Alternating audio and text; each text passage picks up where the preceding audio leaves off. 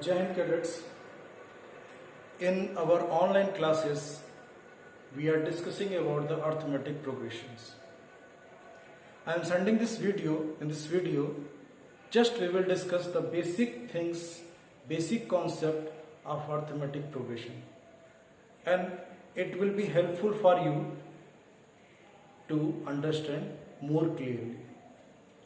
Now see, in classes also, and many times in class 9th also I told you, reasoning is very important in this era, okay? Because in all competitive exams, like in one day exam, railway exam, banking exams, even in civil exam also they started reasoning, and many different types of reasonings are there. So the area of reasoning is very broad, and in this reasoning also we are having numerical reasoning, and in the numerical reasoning you are starting from this class 10th, arithmetic progression. In the reasoning, when the questions in class entrance exam also, you attending the reasoning question paper in which you are searching the relation between the supposed variables, numbers. So in this way also, in arithmetic progression, this is also just one type of reasoning. Here, if we having some numbers are given, for the example, we having some numbers are given like 3, 5, 7, dash dash. Okay, some numbers, their sequence is given, and in this sequence you can see this is 3, then 5 is coming, then 7 is coming. After every number there is a 2 is added, means any number minus predecessor you are getting the same difference. Means for the example 5 minus 3, how much you will get here? 2. 7 minus 5, how much you will get? 2. So the difference is coming same. This is, you can say, the common difference. So if you having this type sequence of numbers, this type series of numbers, then we can say these numbers are in arithmetic progression. Arithmetic progression in class 10th. In class 11th and 12th you will discuss the geometrical progression, harmonic progression. There are different type of relations. Okay, just I am giving you a small introduction. For the example, suppose that numbers are given 2, 4, 8, 16. That's it. In these numbers you can see what is the relation. You can see the common difference is not same, so they are not in AP. We can say that these are not in the arithmetic progression. But again you can see there is a relation. You can see if any number divided by predecessor, you can see 4 divided by 2 means you will get 2. 8 divided by 4 means you will get 2. 16 divided by 8 means you will get 2. So this is also relation, but this is not an arithmetic progression. This is geometrical progression. This is known as GP. Okay, geometrical progression. Okay. So you can see this is also relation. Any number divided by predecessor, you are getting the same quotient. So in this way we can say this is geometrical progression. Similarly, if suppose that 3, 5, 7 they are in AP, this is AP. AP means arithmetic progression. This is GP. Okay. If suppose that 3, 5, 7 are in AP, then we can say 1 upon 3, 1 upon 5, 1 upon 7.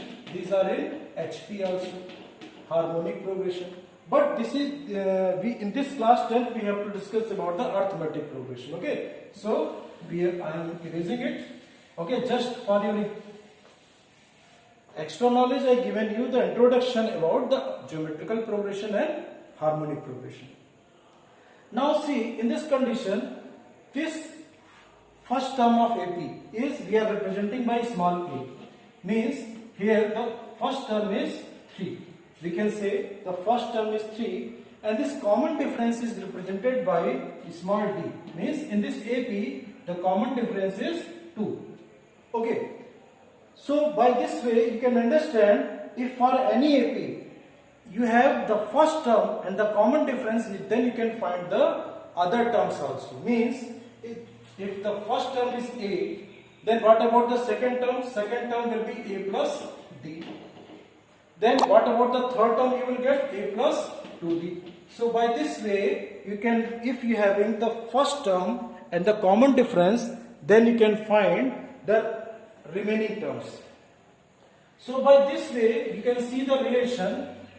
See, it means the first term you can write A plus 1 minus 1 into D.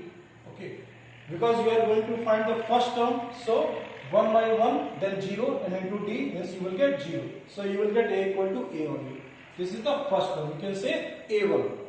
Similarly, for the second term A2, you will get A plus, we can write here 2 minus, because A plus D. Second term is A plus D. So you can write here 2 minus 1 into D. So in this side you can see this is A plus 2 minus 1 into D. You will get A plus D. Similarly, A3 means, you can see A3 means A plus 3 minus 1 into D. By this way, suppose that this AP is given 3, 5, 7 and this is dash dash means this is going up to infinite. And you want to find the 71th term. 71th term. Now it's very difficult to write the 70 term and then find the 71th term. So that's why we having the formula for the nth term. So by this way, suppose that you want to find the nth term, because here you was finding the first term, then second term, third term. Suppose that you want to find the nth term. In this condition, you can write, according to this, you can write an equal to A plus n minus 1 into D. So in this condition, you can see this is the formula for the nth term of an AP. So if you want to find any term, nth term of AP, and you having the first term, common difference, and which term you want to find, suppose that you want to find the 71th term. So you can write n equal to 71. So you can find the 71th term. So this way, suppose that you want to find 71th term, so we can write here A71 equal to, you can see A equal to, we having 3 plus n minus 1, so n minus 1, 71 minus 1, and common difference D is given 2 into 2. So simplify it, you will get 3, 70 into 2, so you will get 3 plus 140, so you will get 143. So it means if you find the 71th term, you can see your 71th term will be 143. So this is the concept by which you can find the nth term. This is very small introduction, and by this introduction there are many questions given in NCERT, in R.D. Sharma, R.S. Agarwal. You can simplify and you can find the nth term. This is looking very easy, but when you will solve the question, you will face little problem in, you can, because when the problems are given like find the 2-digit numbers, how many 2-digit numbers are divisible by 15, how many 3-digit numbers are divisible by 3. So by this way you can find the different solution problems. Okay, next, then after I will send you the next video. In the next video we will discuss the sum of and term of AP. There are only 2 concepts. Okay, so in the next video I will share these things. Okay, thank you, cadets.